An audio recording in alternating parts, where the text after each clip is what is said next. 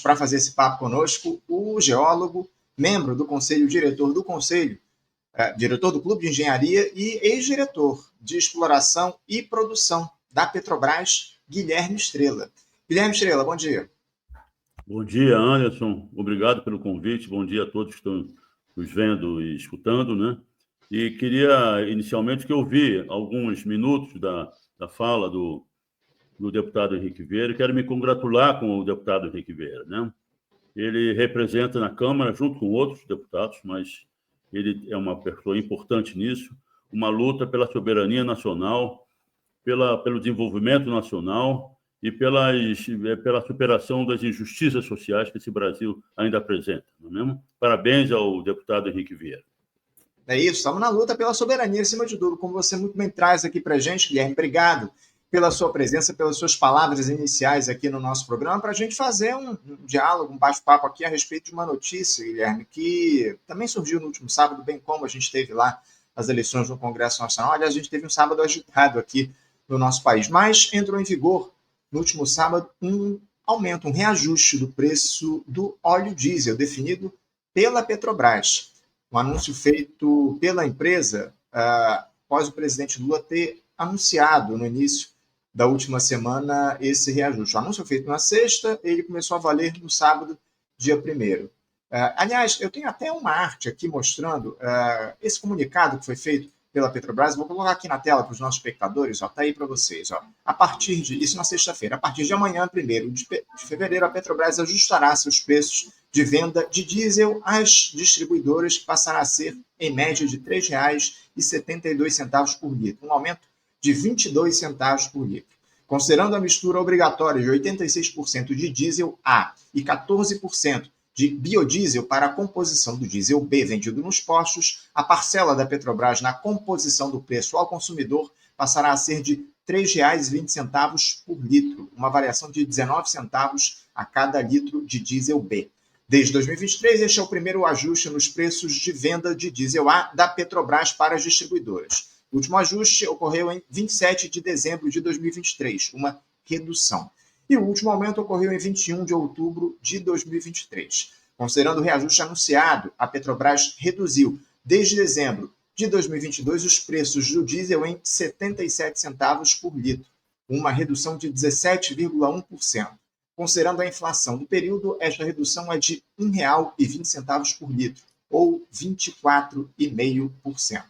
Esse é o anúncio que foi feito aí pela Petrobras, de reajuste do óleo diesel. A questão, Guilherme, é que, além dessa alta preço para as refinarias, também houve um reajuste do ICMS, que é o Imposto Estadual sobre os Combustíveis. No caso do diesel, esse aumento foi de 6 centavos por litro.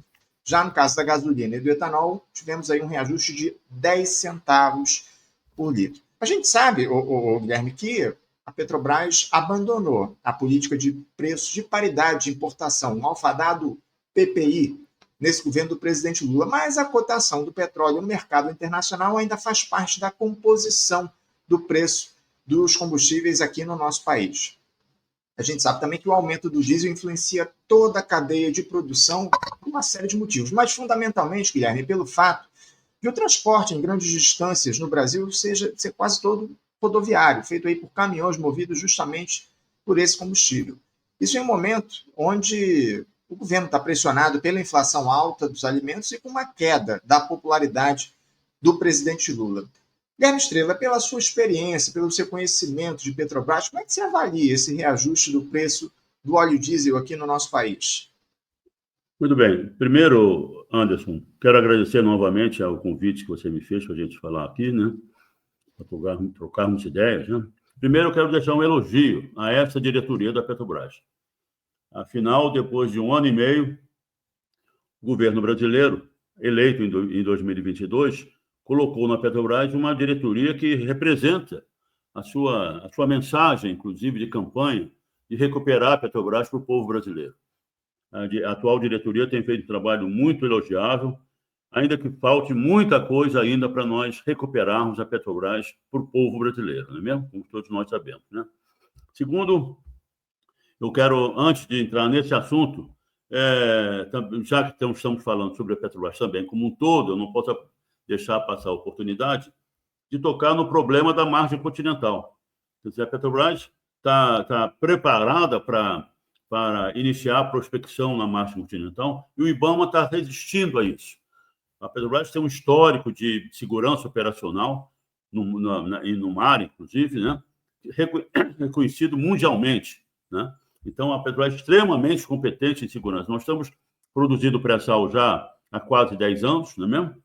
A 2.400 metros de lâmina d'água, uma coisa incrível, e não se vê uma gotinha de óleo no mar, né? Então, a Petrobras tem toda uma estrutura preparada e muito competente para atacar e para lidar com o meio ambiente, né? E o IBAMA está protelando essa licença já há mais de ano, né? Prejudicando, inclusive, o Brasil, porque nós estamos produzindo grandemente as reservas do pré-sal e logo nós vamos precisar de mais reservas para incluir na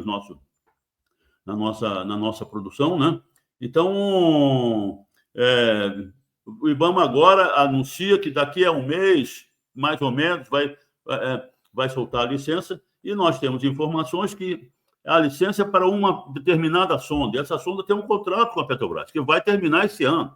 Quer dizer, se a Petrobras, se o IBAMA demorar muito mais, nós vamos acabar tendo que retomar o processo para licenciar uma nova sonda. Então, o IBAMA tem que ver isso e se preocupar também com o meio ambiente, com essa notícia aí que a China vai cortar a importação de soja pela utilização de agrotóxicos extremamente perigosos à saúde humana, né? O IBAMA tem que se preocupar com isso também, né? Então, vamos lá. Segundo, em seguida, vamos, então, tratar do assunto que você trouxe à tona, né? Bom, em termos de preço de combustíveis, vamos lá. Primeiro, a Petrobras é uma empresa extremamente lucrativa. Nesses últimos 2 anos de governo Lula, e inclusive antes, ainda mais, né? Foram mais de 100 bilhões de reais de lucro. Então, não é um problema aparentemente financeiro, para o cidadão comum, né? Não é um problema de sustentabilidade financeira da companhia, né? Então, há um reajuste, que já há algum tempo o diesel não era reajustado, e nós temos a inflação, essa coisa toda, mas que no conjunto de venda de produtos da Petrobras, né? No todo, a Petrobras continua dando lucro. Então, essa é uma coisa que também tem que ser discutida, né? Porque o que é importante é a sustentabilidade econômico-financeira da Petrobras, né? Então, e o diesel, como você falou, o diesel tem um impacto direto no custo de vida, na inflação, porque somos um país rodoviário, não é mesmo? Então, isso é uma decisão muito delicada, não é mesmo? Muito bem. Mas, Anderson, eu queria chamar a atenção pelo seguinte: o preço que o cidadão brasileiro, o consumidor brasileiro, paga nos postos de gasolina é um preço que é determinado pelas distribuidoras, e não pela Petrobras, não é mesmo? Então, aos dados que eu moro aqui numa cidade do interior, do estado do Rio de Janeiro, do Nova Friburgo, né? A 100 quilômetros da refinaria do de Caxias, e o diesel e o preço de combustível estão muito elevados. Então, as informações que estão aí, né, que a gente pode concluir, é o seguinte: a distribuição está oferindo lucros gigantescos em cima do preço que pago na porta da refinaria da Petrobras. Está entendendo? Então, você vê, a Petrobras vai começar a cobrar 3,57, né? Parece, pelo diesel, né? Pois eu vou mostrar aqui a vocês, né? Não sei se vão ver, num posto da Shell aqui em Nova Friburgo, de dezembro. Veja só, o diesel está a R$6, estava a R$6 em dezembro do ano passado, meu amigo. Quer dizer, isso representa que as distribuidoras estão tendo um lucro extraordinário na formação do preço para o consumidor brasileiro, que é o que vale, não é mesmo? Então, isso é uma questão fundamental para nós continuarmos e apressarmos a recuperação da Petrobras para o povo brasileiro. É termos uma empresa de distribuição. para que só quem está no mercado é que regula o mercado. Sim. Não é mesmo? Então, Guilherme, me perdoe até te interromper, porque uma das tuas falas na resposta anterior me chamou a atenção. Você falou aí que a Petrobras voltou a dar lucros. Agora, a Petrobras encontra uma empresa de capital misto, mas onde o Estado brasileiro tem a maior parte das ações, não deveria priorizar o interesse nacional, mantendo os preços dos combustíveis em um valor baixo? Lula não poderia ter recusado esse reajuste enquanto acionista majoritário? Você acha que o governo está preocupado com o aspecto social nessa questão dos combustíveis? não, a preocupação do governo com o social, do atual governo com o social, é claro, não há dúvida nenhuma. O governo tem compromisso. Aliás, historicamente, né, os governos do Partido dos Trabalhadores e dos outros partidos de esquerda têm compromisso com o aspecto social. Só que tem o seguinte, esse é um problema que tem duas partes, entendeu? Tem dois componentes absolutamente principais. Na minha opinião, né, o componente principal na formação de preços está sendo, hoje, nas distribuidoras. Como eu te falei, antes desse aumento, lá em dezembro, estava mais de R$6 o litro do diesel aqui em Nova Friburgo. Então, claro que você tem razão que essas coisas,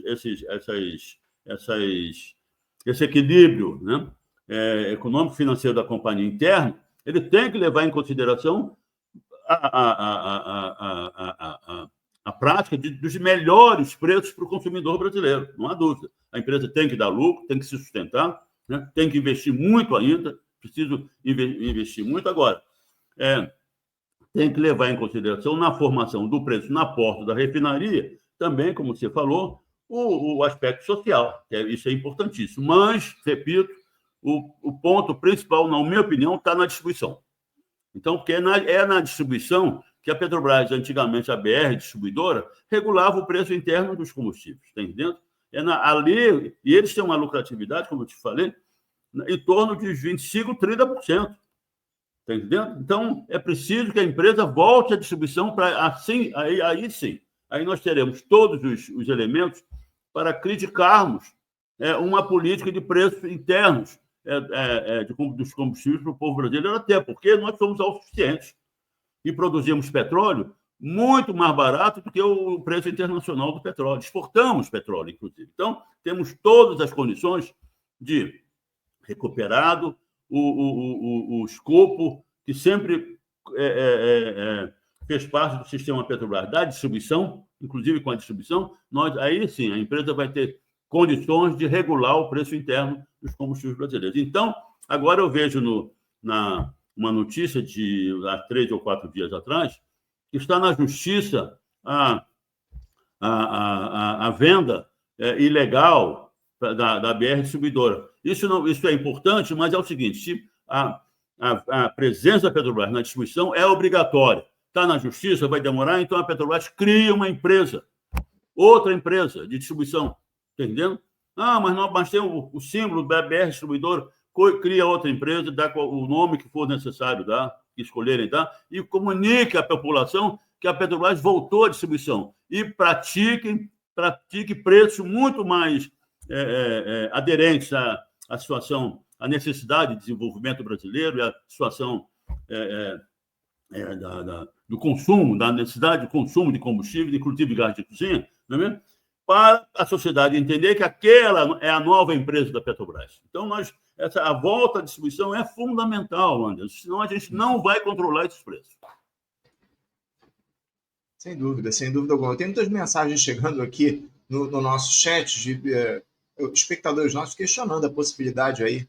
O próprio Alexandre Brito diz aqui, mestre, a possibilidade do Fernando Haddad reestatizar a BR distribuidora é zero. Eu estou de acordo aí com o Alexandre. Diante do que tem sido colocado por esse governo, acho muito pouco provável que seja feita até essa disputa. Eu estou aqui com uma outra mensagem, do Antônio Devag, que é diretor do Sindipetro, dizendo aqui, Sindipetro do Rio de Janeiro, dizendo aqui o seguinte: o ritmo de exploração do pré-sal tem relação com o interesse dos Estados Unidos de contrabalançar alguns movimentos da OPEP+, de aumento controlado da cotação do barril de petróleo. Está aí a mensagem do Antônio Devag. Guilherme, você falou ainda há pouco a respeito de autossuficiência de produção de combustível aqui no nosso país. Para além dos interesses dos acionistas, manter o preço dos combustíveis no nível baixo em um cenário onde o Brasil importa cerca aí de 30% do óleo diesel consumido localmente. Traria que tipo de problemas? Guilherme, a gente sabe que a gente extrai petróleo suficiente para abastecer o país, mas há um grande problema no refino. E outra, fala-se há mais de um ano na ampliação da refinaria de Abreu e Lima, que faria o Brasil, aí sim, alcançar o nível de autossuficiência na produção de óleo diesel para o mercado interno. Por que o governo Lula não coloca isso como uma prioridade para que o país não dependa mais definitivamente do preço do combustível no mercado externo, Guilherme? Muito bem. Então é o seguinte, 2 aspectos novamente, né? Nós somos autossuficientes e produzimos nosso petróleo com com preço de custo de produção muito baixo em relação ao preço internacional. Então, isso é um ponto fundamental, porque o Brasil estamos consumindo aí em torno de 2 milhões e meio de barris por dia e produzimos mais de 4 milhões, quer dizer, nós estamos exportando petróleo, né? Então, essa exportação é lucrativa para o Brasil. E, ao mesmo tempo, né, ela dá recursos para que nós venhamos a investir no Brasil e cobrar menor preço no mercado interno em relação ao petróleo internacional. Nós somos autossuficientes. Então, o preço internacional do petróleo é interessante nós acompanharmos, né, para eventuais enfim, conturbações locais e momentâneas, para que nós tenhamos o controle do preço do abastecimento brasileiro. Isso é um ponto. No problema dos combustíveis e do diesel, especialmente, foi muito bem lembrado por você, o que aconteceu foi o seguinte: a Petrobras, as nossas refinarias foram projetadas lá atrás e foram projetadas, na sua maioria, para processar óleo leve, né? E com o aumento muito grande do óleo leve e a pouca disponibilidade internacional do óleo leve, nós fomos sempre importadores, nós tivemos que reestruturar as nossas refinarias, os nossos processos de refino para otimizar a produção o refino de óleo pesado e a produção de óleo diesel. Muito bem. E esse é um projeto permanente da Petrobras. A gente chamava de revampes. Os revampes nas nossas refinarias para adaptar cada vez mais o parque de refino brasileiro ao petróleo produzido no Brasil. Isso é uma atividade permanente na Petrobras. Nós passamos aí, após o golpe de Estado de 2016, passamos meia dúzia de anos sem investir nas refinarias, né? Então, o Brasil passou a consumir mais, então a Petrobras se viu, o mercado brasileiro foi aberto à importação de óleo de combustível, você se lembra, né? Porque nós praticávamos um preço internacional. A prática do preço PPI era obrigatória para você vender o Brasil. Porque se nós não praticássemos no Brasil, não praticarmos no Brasil preços internacionais, praticarmos no Brasil preços de acordo com as nossas necessidades, com as nossas diferenças sociais, com o melhor preço interno, né, é muito mais baixo que o preço internacional. Mas para o dinheiro, para o capital financeiro transnacional, para investir no Brasil, é preciso que aqui sejam preços internacionais, porque senão ele não investe no Brasil. Então, essa é um assunto também que nós temos que superar. Muito bem. Então, como eu disse, nós temos um ponto ainda importantíssimo, Anderson, para a gente conversar. É o seguinte, porque nós somos a 9ª economia do mundo, mas em termos de consumo de energia per capita, estamos além do 20º lugar mundialmente. Então, consumo de energia per capita reflete as condições de vida do povo, da sociedade. Então, nós somos um povo que não consumimos energia. O Brasil, um país desse, nós estamos consumindo 2,5 milhões, né? E temos uma matriz energética 50-50, quer dizer, nós produzimos 2,5 milhões de combustíveis fósseis e 2,5 milhões de barris equivalentes de combustíveis alternativos. Então, nós consumimos muito pouco. Um país desse tem que consumir 10 milhões de barris equivalentes por dia, né?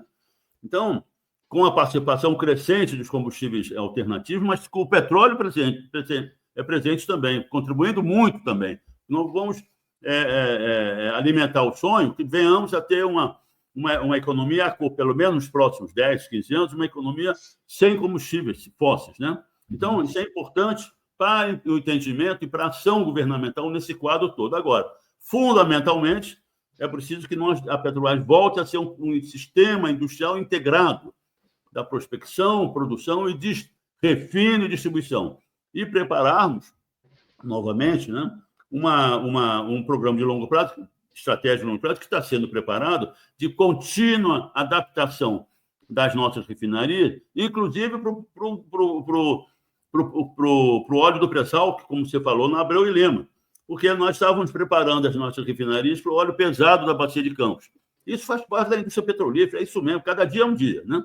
Descobrimos o pré-sal, que é óleo leve, novamente, rico em gás, rico em matérias-primas petroquímicas. Então, a Abreu e Lima foi projetada com esse contexto, que é muito importante. Então, nós tínhamos e temos todas as condições, né, de abastecer o mercado nacional, cada vez mais com combustíveis produzidos no Brasil. Agora, isso faz parte de um projeto, de uma ação de longo prazo, em que você vai balanceando as necessidades de importação para abastecer o mercado nacional, e você vai comprar a preços internacionais, mas como nós somos a empresa altamente lucrativa, compensa esse preço para botar o melhor preço no mercado brasileiro, mantendo a lucratividade e a sustentabilidade financeira da companhia, que a área de exploração e produção é extremamente dispendiosa.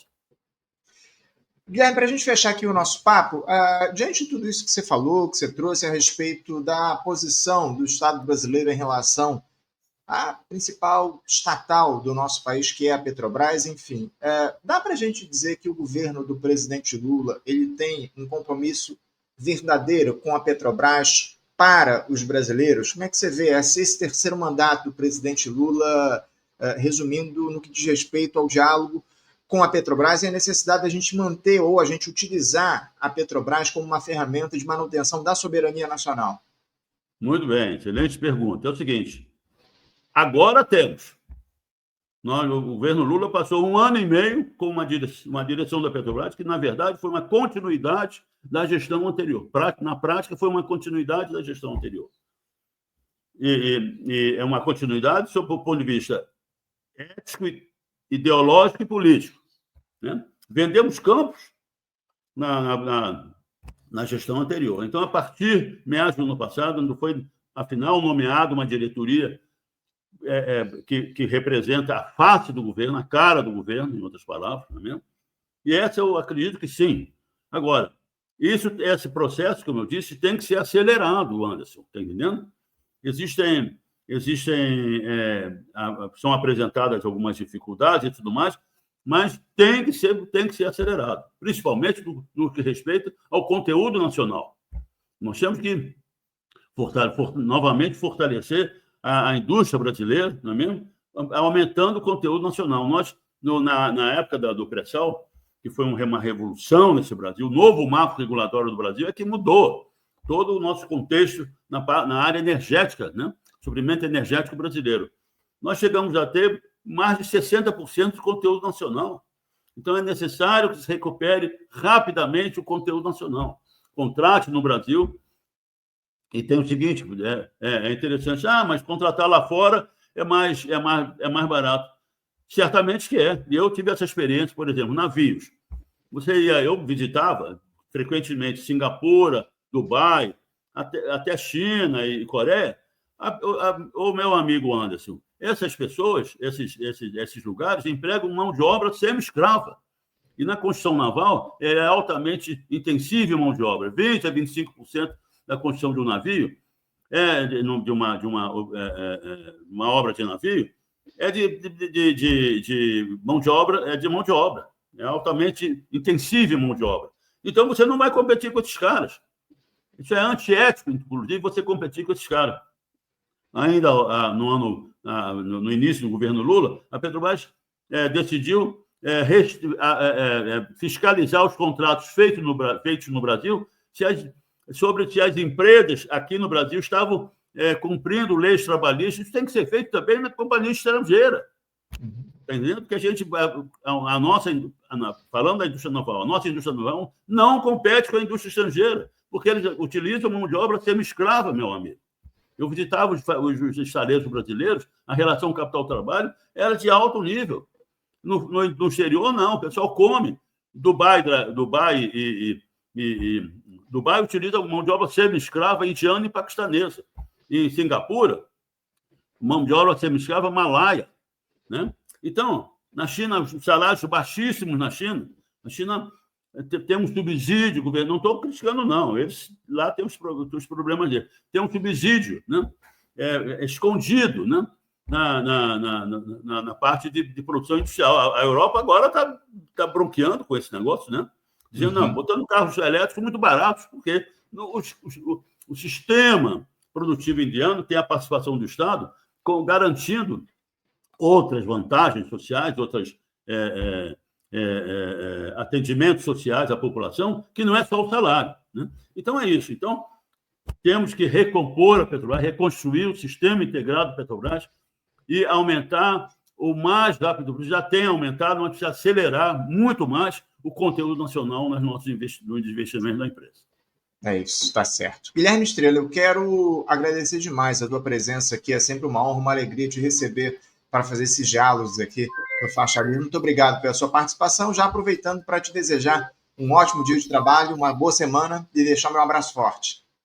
Muito obrigado. Eu agradeço, como sempre, Anderson. É muito bom estar com vocês da Faixa Livre. Vocês são uma das nossas âncoras, né, de nacionalismo, de luta pela soberania nacional. É muito prazer e muita honra estar aqui com vocês. É isso, fazemos a nossa parte. Um dia parte. A todos, também uma semana boa para todo mundo. Tá certo. Obrigado. 30 anos de Faixa Livre no ar, Guilherme. Quero agradecer muito que você faz parte dessa história. Um abraço forte para você, viu? Até a próxima.